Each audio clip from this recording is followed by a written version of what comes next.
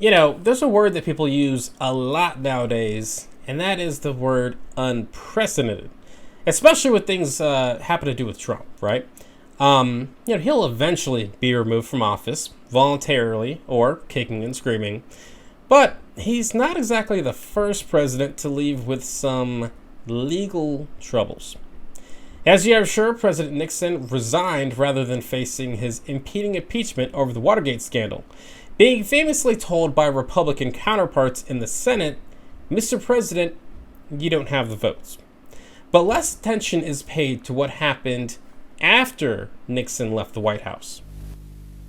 Finally, I feel that Richard Nixon and his loved ones have suffered enough and will continue to suffer no matter what I do.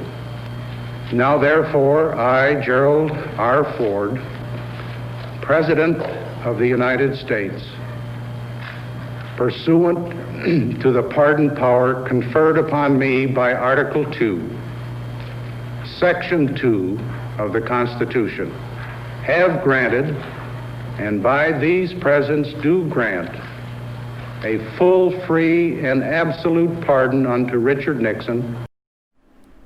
President Gerald Ford pardoned Nixon so the country could move on. Now, many historians point to Watergate and Nixon's pardon as the moment the presidency and really government lost credibility with a majority of the American people. Saturday Night Live then had the audacity to do this. Hello. Hello. Hello, Nesson. Hank, can you talk to Sadat for a minute? Thank you.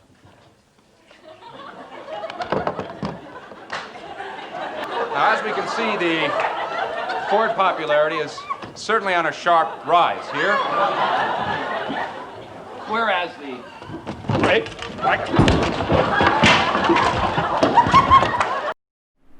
Chevy Chase, an absolute legend right there.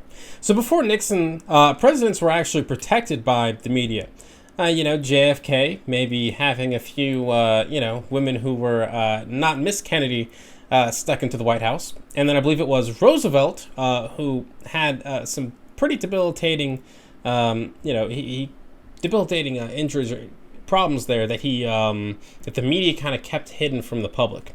But now, that's not exactly the same.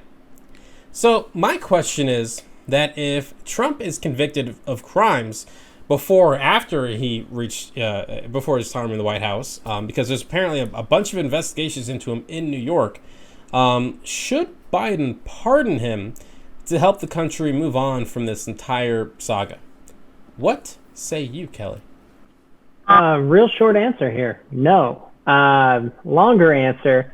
I think, Nixon was pardoned because his crimes related to the presidency. In Trump's case, that may not, there's a lot of skeletons in the closet. If he's convicted of a crime, it may not be for anything related to his presidency. It may be from something predating his presidency. We've seen a lot of questions around his taxes and how they were handled and where his money has come from, where it's gone. So I wouldn't be surprised if he faces a courtroom over something like that. I also think that, Ford may have really thought that he was making the right decision at the time.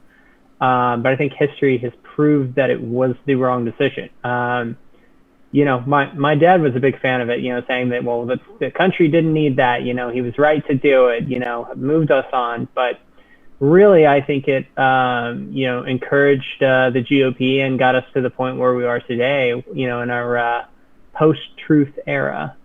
Yeah, absolutely. It definitely undermined people's faith in government, at the time. And there were a lot of people, it's interesting, throughout the Trump years, he's been compared to Nixon a lot.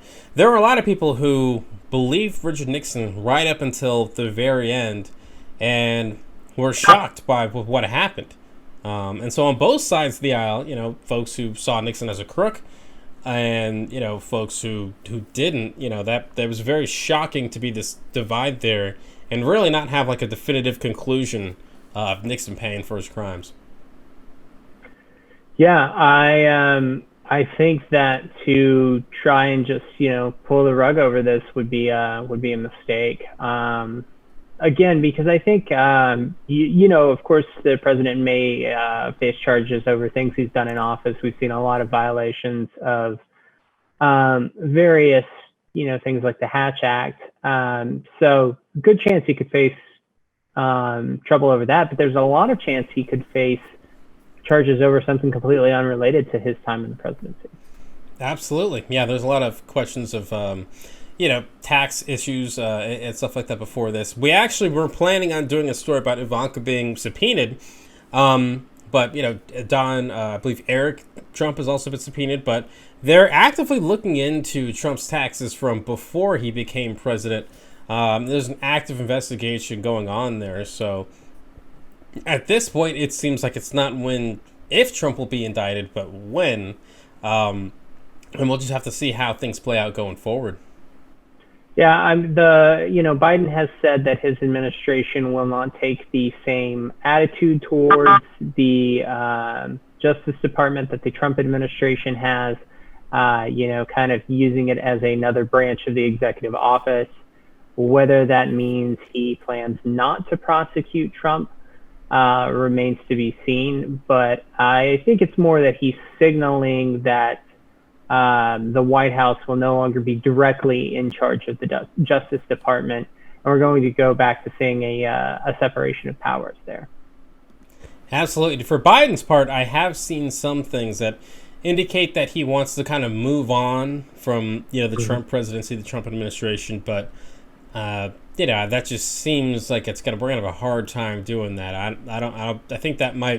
I think this might be another one of those big fights that, Biden is going to have to face with his presidency, and likely with a divided government if Republicans actually do hold on to the Senate. Yeah, I agree. Hey, what's going on, everyone?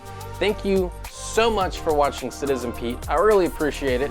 If you haven't already, click that little subscribe button, maybe the like button, and hey, maybe just leave a comment. I want to know what you're thinking. What do you think about all the politics, the news, and all the stuff that's going on in our country?